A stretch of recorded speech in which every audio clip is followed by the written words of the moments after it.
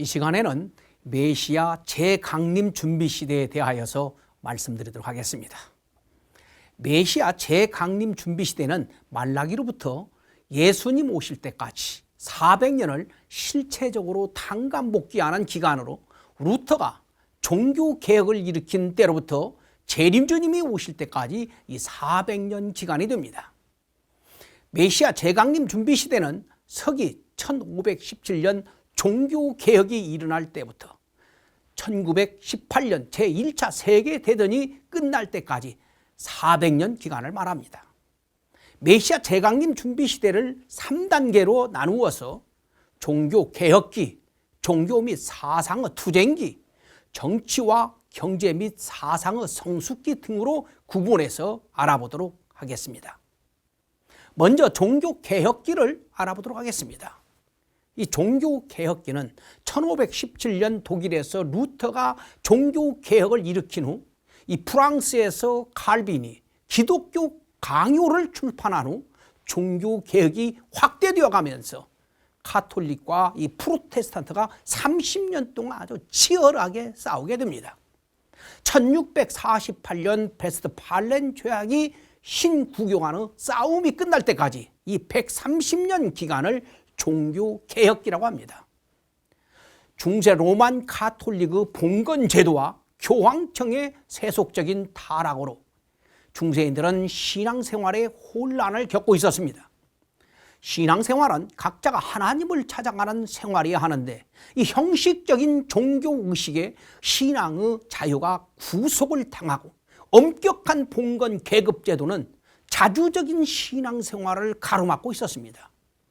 이에 인간의 본성이 억압을 당하면서 신앙생활에 회의를 품게 되고 반항심이 일어나게 된 것입니다.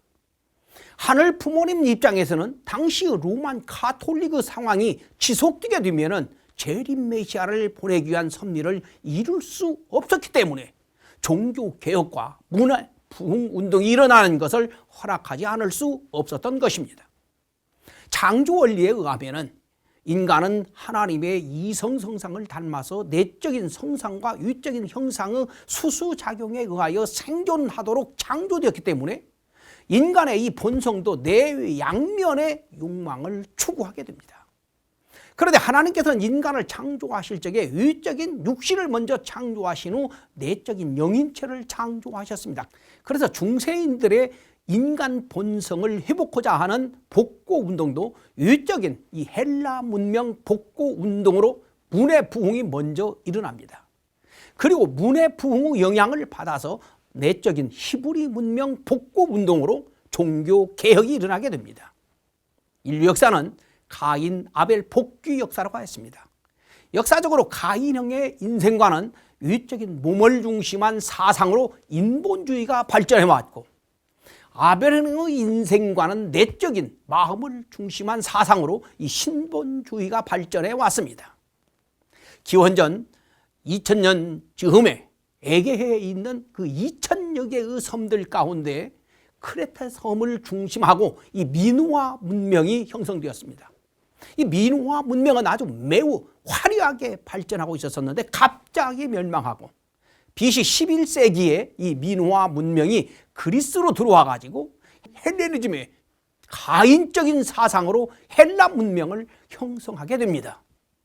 이에 반하여 이스라엘은 기원전 2000년경에 아브라함이 하나님의 명령을 따라서 이동하면서 가정, 시족으로부터 출발한 헤브라이즘, 아벨적인 사상으로 히브리 문명을 형성하게 됩니다. 아브라함 후손들은 이스라엘 통일왕국이라고 하는 아주 막강한 국가를 형성하였어 히브리 문명은 헬라 문명을 흡수하여 가지고 세계적인 문명권을 형성함으로써 메시아를 위한 기대를 세웠어야 하는 것입니다. 그런데 이스라엘 민족의 불신으로 남북 왕조로 분립되었다가 아시리아와 바벨론에 의하여서 망하고 포로로 갔다가 페르시아의 고레스 왕에 의하여서 귀환해 와가지고 성전을 다시 짓고 메시아 강림 준비를 하여서 2000년 전에 메시아 예수님을 맞게 됩니다. 이때 예수님의 말씀을 중심 삼고 헤브라이즘이 헬레니즘을 포용하여서 인류 대가족 세계를 이루었어야 합니다. 이스라엘은 로마의 지배를 당하고 있었지만은 로마인들은 이스라엘 사람들을 배척하지 않았습니다. 당시에 로마는 세계에 영향을 미칠 수 있는 강력한 세력을 가지고 있었기 때문에 예수님 중심한 이 아벨 사상이 가인 사상을 포용하여 가지고 세계 평화로 세계 통일로 나갈 수가 있는 상황으로 하나님께서 준비해 놓으셨던 것입니다. 그런데 무지한 이스라엘의 불신으로 예수님께서 십자가로 돌아가심으로 말미암아서 아벨의 이 헤브라이즘은 가인의 헬레니즘에 지배를 당하는 입장이 된 것입니다. 하늘의 섭리로 인하여서 서기 313년에 콘스탄티누스가 밀라노 칙령으로 기독교가 공인된 후 신본주의가 서서히 인본주의를 극복하면서 서기 392년 데오드시우스가 기독교를 국교로 선포하면서 이 히브리 사상이 헬라 사상을 극복하면서 히브리 사상을 중심한 서구 문명권을 이루게 됩니다. 이때 교황과 국왕이 타락되지 않고 믿음으로 하나 되었으면 재림주님을 맞이하여서 인본주의와 신본주의가 완전히 하나 되고 가인 아벨이 하나 되어 지상 천국을 이룰 수 있었을 것입니다. 그러나 소위 중세 암흑시대라고 할 정도로 국왕과 교황이 타락함으로 말미암아서 사탄이 침범하여서 믿음의 기대가 또 실체 기대가 무너지는 상황이 된 것입니다. 그리하여 가인 아벨, 몸 마홈, 인본주의, 신본주의, 복고운동이 일어나게 됩니다. 그것이 바로 르네상스 문해부흥운동과 종교개혁운동이 됩니다. 르네상스라는 말은 프랑스어로 재생 또는 부흥이라는 뜻입니다. 창조원리에 의하면 인간은 하나님도 간섭할 수 없는 책임분담을 스스로의 자유의지에 의하여서 완수하여 완성하도록 창조되었습니다. 그래서 인간은 본성적으로 인격의 자주성을 추구하고 이지와 이성을 추구하면서 과학을 발전시켜서 자유롭고 안락하게 생활하고자 하는 창조 본성을 가지고 있습니다. 그런데 중세인들은 봉건 제도에 의하여서 그러한 본성이 억압을 당하고 있었기 때문에 이를 극복하고자 하는 반발심을 가지게 된 것입니다. 그때 십자군 전쟁에 의하여 십자군의 기사들이 동쪽으로 원정을 가서 고대의 서적과 예술 작품들을 구입하거나 약탈해 오면서 고대에 대한 관심이 일어나기 시작하였습니다. 이에 대한 운동은 14세기경부터 이탈리아에서 태동되게 됩니다. 처음에는 고전 문화에서 시작해가지고 정치, 경제, 종교 등 사회 전반에 걸친 혁신운동으로 확대되어가지고 근대사회 형성의 유적인 원동력이 되기도 합니다. 중세 기독교인들은 신앙은 없고 종교의식과 규범만 강조하고 인간의 자주성을 무시한 이 봉건 계급제도와 교황권에 대항하게 됩니다. 당시의 고루한 신앙생활에 반발하면서 과학을 무시하는 둔세적, 타계적, 금욕적 신앙 태도를 배격하고 교황 정치에 반항하는 분위기가 고조되어 가고 있었습니다. 중세인들은 내 위쪽으로 억압을 당하고 있는 이 현실을 타개하기 위하여서 위쪽으로는 인본주의적인 문해부흥운동을 일으켰고 이에 내적으로는 신본주의적인 종교개혁운동을 일으키게 됩니다. 신본주의의 운동은 초대 기독교 정신으로 돌아가자는 운동입니다. 14세기 영국의 위클리프는 종교개혁의 선구자라고 합니다. 당시 성경은 이 라틴어로만 되어 있었습니다. 이에 위클리프가 1384년경에 최초로 영어로 성경을 번역하였는데 당시에는 이 인쇄술이 발달되지 않았기 때문에 모두 손으로 다 썼습니다. 그러나 그의 영어 번역 성경을 읽는 사람은 화형을 당하기도 하였습니다. 그 후 위클리프는 죽은 후에 1415년 이단으로 결정되고 그의 시신은 부관 참시를 당하게 됩니다. 이외에도 많은 사람들이 종교 개혁을 시도하였으나 모두 실패하고 대부분 처형을 당하였습니다. 1517년 교황 레오 10세가 베드로 성당을 건축하기 위한 면죄부를 파는 것에 대하여서 반대하는 운동이 벌어지고 있을 적에 비덴베르크 대학의 신학 교수로 있었던 마르틴 루터가 95개 조항의 성명서를 발표하면서 종교개혁 운동은 불길처럼 솟아올랐습니다. 스위스의 징글리, 프랑스의 칼빈 등이 종교개혁을 더더욱 확대해 나갔습니다. 특히 칼빈이 기독교 강요라는 책을 출판하면서 신교의 신학을 정립하였기 때문에 종교개혁이 승리로 이어져 갔던 것입니다. 종교개혁 운동은 국제 간의 싸움으로까지 번지면서 100년간이나 이어지다가 독일 중심하고 일어났던 30년 전쟁이 1648년도에 베스트팔렌 조약을 맺으면서 신교의 승리로 끝나게 됩니다. 예수님께서는 복음이 땅끝까지 전파되어야 재림하신다고 하셨습니다. 그러나 당시의 기독교는 유럽에만 국한되어 있었기 때문에 하늘의 섭리로 볼 때는 종교개혁은 불가피한 것이었습니다. 결국 종교개혁으로 말미암아서 성경이 자유롭게 번역되면서 복음이 땅끝까지 전파되게 된 것입니다.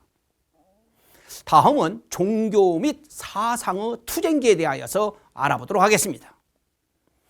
문의 부흥과 종교개혁에 의하여서 근세인들은 종교와 사상의 자유가 일어나면서 신학과 교리 그리고 철학에 대한 분열이 일어나면서 싸움이 벌어지기 시작합니다. 인류 역사가 가인 아벨로 분열되어 출발했기 때문에 역사의 종말기에도 가인형의 인생관에 의한 공산세계와 아벨형의 인생관을 중심한 민주세계로 분립되게 됩니다. 메시아를 맞기 위한 실체기대는 가인이 아벨의 순종 굴복해야만 이루어지게 됩니다. 이제 재림주님을 맞이할 시대가 도래함으로 말미암아서 가인형의 공산주의와 아벨형의 민주세계가 이때 확립되게 되는 것이죠. 가인형의 인생관은 인간 본성의 유적인 축으로 헬라 사상 복구 운동으로 인본주의가 일어나게 되었다고 하였습니다. 헬라 사상은 인본주의를 뒷받침하면서 가인형의 인생관에 참으로 적합한 사상이었습니다. 당시 중세인들은 중세 가톨릭에 반발하면서 신의 복종이 아니라 모든 것을 자연과 인간 본의로 대치시켰습니다. 프랑스의 데카르트는 모든 것은 부정으로부터 출발해야 한다고 하면서 신과 이 세계까지 부정하고 자기 자신까지 부정해야 한다고 하였습니다. 그러나 생각하는 나 자신은 부정할 수가 없으니 나는 생각한다, 고로 나는 존재한다라는 명제를 세우고 존재하는 나의 이성으로부터 연역하여서 긍정을 도출해야 한다라고 주장을 하였습니다. 그리고 영국의 베이컨은 진리는 실험에 의한 경험으로만 당부하고 인식해야 한다라는 이 규납법을 주장하였습니다. 고로 실험과 관찰을 통한 경험이 불가능한 신을 부정하는 입장에 서게 된 것이죠. 이처럼 신을 떠나서 이성을 중시하는 합리주의 사상과 경험을 토대로 한 인간 중심한 현실주의 사상은 하나님 앞으로 나가는 길을 가로막는 가인형의 인생관을 낳았습니다. 가인형의 인생관의 영향을 받아서 영국에서는 17세기에 허버트에 의하여서 초월 신교가 생겼습니다. 신은 창조 후에는 인간 세계에 대한 개입은 하지 않고 이 자연에 내재하여 있는 합리적 법에 의해서 통치한다라고 주장하면서 이성을 기초로 한 신학을 세우려고 하였습니다. 19세기 초 독일의 헤겔은 18세기 이후에 일어난 관념론 철학을 집대성하였습니다. 그러나 문제는 이 헤겔의 철학은 프랑스에서 일어난 무신론과 유물론의 영향을 받아가지고 헤겔의 좌파학자들이 생겨났습니다. 헤겔의 철학을 그들은 아주 극렬하게 비판하고 또한 악용하였습니다. 헤겔 좌파는 헤겔의 변증법을 뒤집어가지고 공산주의 이론의 핵심이 되는 변증법적 유물론을 체계화했습니다. 헤겔 좌파의 스트라우스는 예수전을 통하여 예수님의 기적은 날조된 것이라고 주장하였습니다. 또한 포엘 바하는 기독교의 본질이라고 하는 책에서 신은 본래는 없었었는데 인간이 신을 생각하면서 인간이 신을 만들었다라고 주장하면서 신을 근본적으로 부정하였습니다. 마르크스와 엥겔스는 이체, 스트라우스, 포엘바 등의 이런 사람들의 영향을 받았지만은 사실은 18세기에 일어난 불란서의 사회주의 사상에 더 큰 영향을 받았습니다. 그리하여 변증법적 유물론을 제창함으로써 무신론과 유물론을 집대성하였습니다. 그 후 가이명의 인생관은 더욱 성숙해지면서 레닌, 스탈린, 모택동 등에 의하여서 공산주의 세계를 형성하게 된 것입니다. 자고로 인간은 내적인 본성을 회복하기 위하여 부단히 노력해왔습니다. 그런데 중세 암흑시대에 인간의 이 내적인 본성이 억압을 받음으로 인하여서 반발로 일어난 당이 종교개혁운동이라고 하였습니다. 종교개혁운동으로 아벨형의 인생관은 발전해가면서 초대교회의 경건한 신앙생활로 돌아가자라고 하는 운동이 벌어진 것입니다. 아벨형의 인생관에서는 비단 종교적인 차원에서 뿐 아니라 철학적으로도 연구하고 발전해 갔습니다. 독일의 칸트는 경험론과 이성론을 흡수한 비판 철학을 세움으로 아벨형의 인생관을 개척하였다고 볼 수가 있습니다. 피테, 쉘링, 헤겔 역시 아벨형의 인생관에 큰 영향을 미친 철학자들입니다. 종교에서는 정통적이고 보수적인 경향이 강했던 이 스페너는 성경 공부의 아버지라고 부를 만큼 성서적이고 아주 경건한 신앙을 이끌었습니다. 당시 합리주의의 물결이 계몽주의 형태로 표출되어 가고 있을 적에 웨슬레 형제는 18세기 영국의 복음주의를 일으키면서 감리교회를 세웠습니다. 영국의 폭스는 케이크교구를 창시하여서 하나님과 직접적으로 접촉하면서 하나님을 경험하게 만들었습니다.